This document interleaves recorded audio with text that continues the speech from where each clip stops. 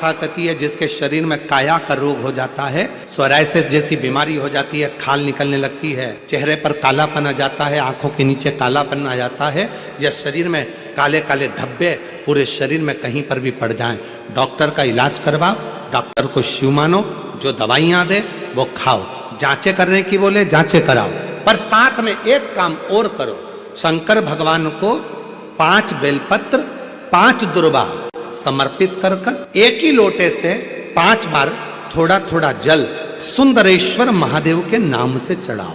कौन से महादेव? सुंदरेश्वर महादेव।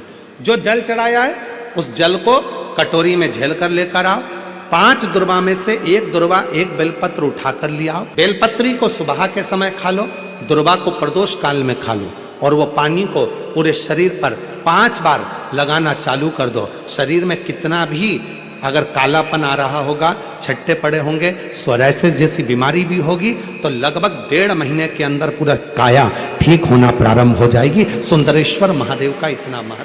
पुराण की कथा कहती है, भगवान शंकर का चरित्र कहता है, शिव तत्व कहता है। भगवान शंकर का पवित्र चरित्र कह रहा है, भगवान शंकर का पावन चरित्र वर्णन करता है। मान लो कोई व्यापार, कोई दुकान, कोई फैक्ट्री आपकी ठीक नहीं चल रही है, आप ठेला लगा रहे हो, सब्जी की दुकान लगा रहे हो, कोई दुकान खोलकर बैठे हो, कोई फैक्ट्री लगाकर बैठे हो, कोई व्यापार कर रहे हो, और उस व्यापार में तुम्हें आनंद नहीं आ रहा, बहुत तकलीफ चल रही है, बहुत तकलीफ, सब कुछ करके देख लिया पर वो तकलीफ मिटी नहीं रही, तो थोड़े दिन, थोड़े समय किसी भी शंकर के मंदिर में बटकेश्वर महादेव के नाम से एक बेलपत्र चढ़ाने का तरीका जरा समझ लेंगे। आप अगर जिस दिशा में खड़े हो, अगर आप शंकर के शिवलिंग के इधर हो तो बेलपत्री का डंडी का मुख आपकी ओर होना चाहिए, आप इधर हो तो डंडी का मुख उधर हो, आप उधर हो तो डंडी का मुख उधर हो, आप इधर हैं तो डंडी का मुख इधर हो। बटकेश्वर महादेव के नाम से शंकर जी के मंदिर में एक बेलपत्री पर डंडी का मुख अपनी ओर होना चाहिए, जो डंडी है इसका मुख अपनी ओर। बटकेश्वर महादेव के नाम से एक बेलपत्र शंकर भगवान को समर्पित करो बटकेश्वर महादेव के नाम से, और बेलपत्र चढ़ाने के बाद में जो तुम्हारे कलश में जो जल है, लोटे में जो जल है, वो 7 बार, लोटे का जल 7 बार, 7 बार से मतलब है अलग से लोटा भरना नहीं है, 7 बार उसी लोटे का जल जब बेलपत्र डंडी समेत समर्पित कर दें, 7 बार उस लोटे के जल को 7 बार बटकेश्वर महादेव का नाम लेकर अपनी मन की कामना कर कर बाबा से विनती करते हुए कि बाबा मेरी ये छोटी सी अर्ज स्वीकार करते, 7 बार उस जल को चढ़ाओ। लगातार कम से कम आप 15 से 20 दिन तक लगातार बटकेश्वर महादेव के नाम से चढ़ाओगे, ऐसी कोई दुकान और फैक्ट्री नहीं तो चले नहीं और आगे बढ़े नहीं और काम सुलझे। बटकेश्वर महादेव, भगवान शंकर का ये नाम, भगवान शिव का ये स्तुति, भगवान शंकर का ये नाम बटकेश्वर महादेव। स्वयं भगवान शंकर ब्रह्मा जी का जब सिर कटकर बड़का पेड़ बन जाता है, और बटकेश्वर किसी भी छठ के दिन, चाहे अंधेरी की छठ हो, चाहे उजाले की छठ हो, किसी भी छठ के दिन अगर षडानंद कार्तिकेय जी महाराज का नाम लेकर 6 बेलपत्र और उस 6 बेलपत्र पर 6 दुर्वा, 6 पुष्प, 6 अक्षत के दाने रखकर षडानंद कार्तिकेय बाबा के स्मरण कर कर शिवलिंग की जो जलाधारी है, उस जलाधारी पर जहाँ अशोक सुंदरी का स्थान है, उसी के पास में कार्तिकेय जी का स्थान है। किसी भी छठ पर यदि आप बाबा को वो बेलपत्र, वो दुर्वा, वो पुष्प, वो अक्षत का दाना 6 समर्पित करते हैं, किसी भी छठ के दिन, षष्ठी के दिन स्कंद भगवान का नाम लेकर, स्कंदेश्वर बाबा का नाम लेकर, कार्तिकेय बाबा का नाम लेकर यदि समर्पित करते हैं तो जिंदगी में कितना भी कर्जा हो, वो कर्जा 3 महीने के अंदर समाप्त होता ही है। कितना भी कर्जा, साथ में आपका परिश्रम, साथ में आपकी मेहनत और आपकी दृढ़ता। क्या होता है, लोग सोचते हैं कि हमने शंकर जी को बेलपत्र समर्पित कर दी तो कर्जा चूकेगा, पर साथ में मेहनत भी करना। अगर आप मानते हैं कि पूरी पूरी कथा का, इसमें कई दुनिया के कई लोग हैं हमारी कथाओं को आधा काटते हैं आधा भेज देते हैं। गुरुजी ने कहा कि बेलपत्र पर शेर लगाकर चढ़ाओ, पर गुरुजी ने साथ में कहा कि रात दिन एक करो, पढ़ाई पूरी करो, आधी बात काट देते आधी बात दिखा देते, पर उसका हमको कोई फर्क नहीं पड़ता है। आग लगे बस्ती में अपन रहो, उसका हमको कोई फर्क नहीं पड़ता, क्योंकि दुनिया का काम है गलत चीजें जनमानस में देना, जिससे बदनामी हो, अब शब्द बोले जाए, ताने दिए जाए, गालियां दी जाए, ये दुनिया की रीति है। बहुत आते हैं दिन भर में, कहीं कोई दबाव देने के लिए आता है, हम तुम्हारी बदनामी करेंगे, हमको 1 करोड़ दो, हम ये छप्पा देंगे, हम वहाँ से आएंगे, हम ऐसा कर जाएंगे, हम वैसा कर जाएंगे। बहुत आते, दिन भर का काम इनका, रोज का यही काम है, हमें ये करो, हमको वो करो।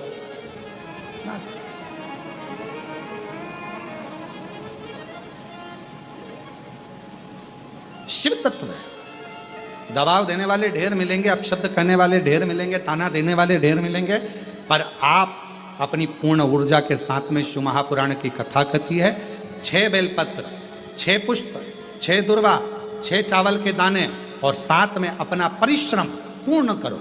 छठ के दिन स्कंद भगवान का नाम लेकर, स्कंदेश्वर का नाम लेकर भगवान शंकर के जलाधारी पर समर्पित करो, शिव जी से प्रार्थना करो और अपनी मेहनत को 4 चांद लगाओ, कर्जा चूकेगा जरूर, समाप्त जरूर।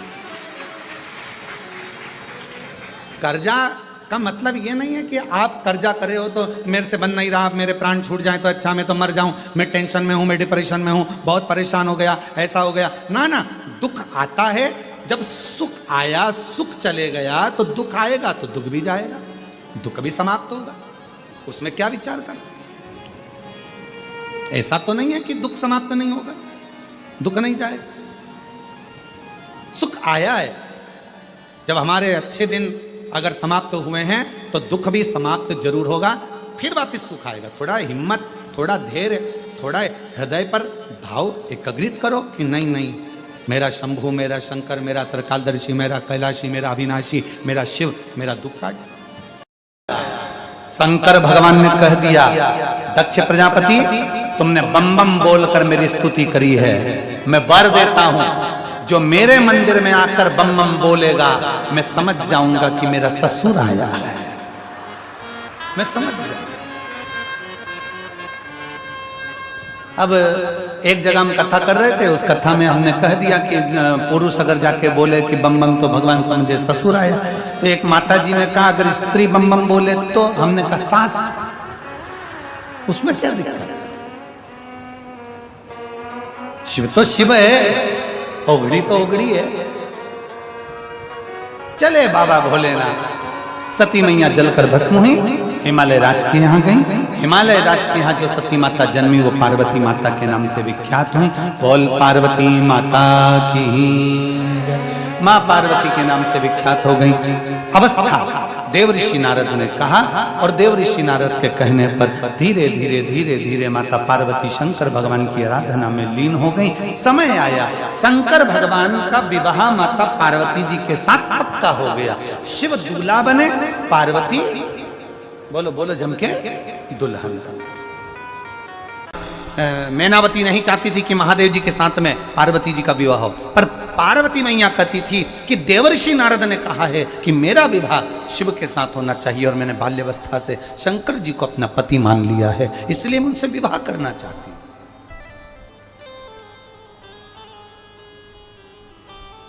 क्या है शिव जी के पास में?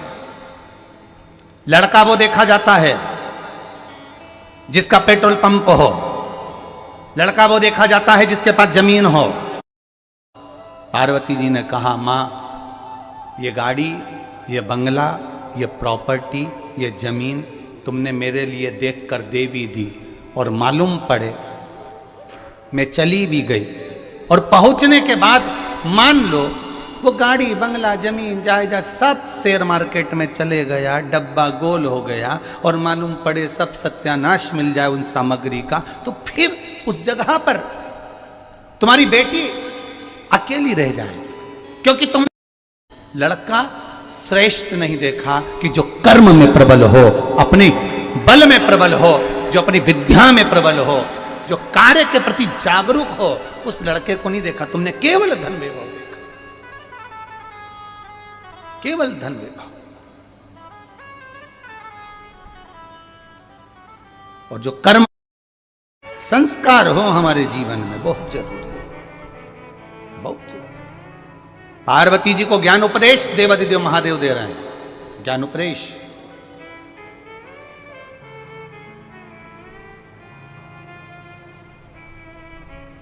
और पार्वती मैया उस उपदेश को पाकर आज प्रसन्न हो गई। विवाह हुआ, मां जगतजननी नंदी पर सवार होकर शंकर भगवान के साथ में कैलाश धाम पहुंच गई। समय आया, शंकर भगवान के तेज पुंज को ले जाकर गंगा जी को दे दिया। गंगा जी की धारा से 6 पुत्रों का प्रागट्य हो गया। षडानंद कार्तिकेय का जन्म हो गया। गंगा जी को मालूम पड़ा तो गंगा जी ने जाकर क्रोध किया। क्रोध कर अग्निदेव सूर्यदेव को श्रापित किया। गंगा के जल से अपने पुत्र कार्तिकेय को लेकर आ गई षडानंद। जब षडानंद कार्तिकेय जी प्राप्त हो गए, षडानंद कार्तिकेय जब मिल गए, आ गए, तब उस समय पर कार्तिकेय के आने के बाद मां पार्वती जी ने कहा अब तुम जाओ और तारकासुर का संहार करो। पर एक बात का स्मरण तुम्हारे भीतर रहे, जिस तारकासुर को तुम मारने जा रहे हो, तारकासुर के हृदय में शिव बसा हुआ है, भगवान शंकर बसे हुए हैं। कहा षडानंद कार्तिकेय ने कि मां तारकासुर तो असुर है, राक्षस। पार्वती जी कह रही भले वो राक्षस है, उसके हृदय में शिव बसा है। वो असुर है, उसके हृदय में शंकर बसा है। मैं तुझसे कहती हूं षडानंद कार्तिकेय, तारकासुर को मारना तो उसके हृदय में कोई बाण न लगे, उसके हृदय को घात न लगे। शरीर को छेदित करेगा चल जाएगा, पर हृदय को छेदित मत करना। मेरा शंभु विराजमान है, मेरा शंकर। सारे देवताओं की लिस्ट उठाकर देखना, सारे देवताओं में इंद्रदेव के दुश्मन मिलेंगे, असुर मिलेंगे, राक्षस मिलेंगे। आप भगवान विष्णु से युद्ध करने वाले असुर प्राप्त होंगे, ब्रह्मा जी के ऊपर आक्रमण करने वाले असुर प्राप्त होंगे।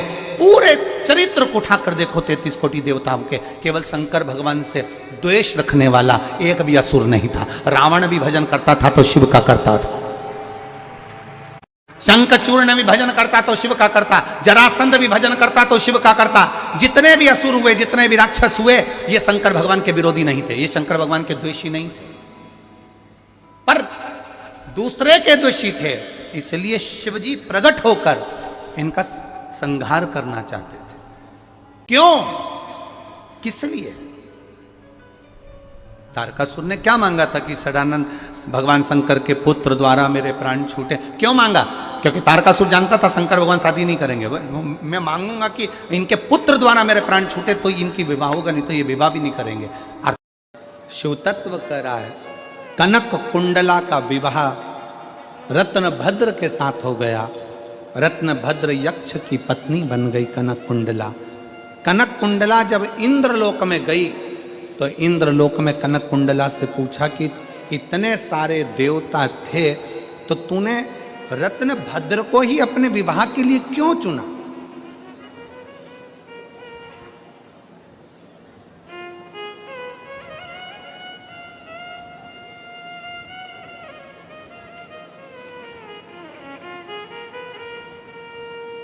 ऐसा क्या दिखा तुझे रत्न भद्र में, उस यक्ष में, जो तूने रत्न भद्र को विवाह के लिए चुन लिया? कनक कुंडला ने कहा कि मैं नृत्य कर रही थी, 5000 वर्ष निकल गए थे, पर वो दीप जल नहीं रहा। रत्न भद्र ने पार्थिव शिवलिंग का पूजन करा, उसकी जो निर्माल्य था वो उड़कर आया और शरीर को लगा। शरीर को लगा।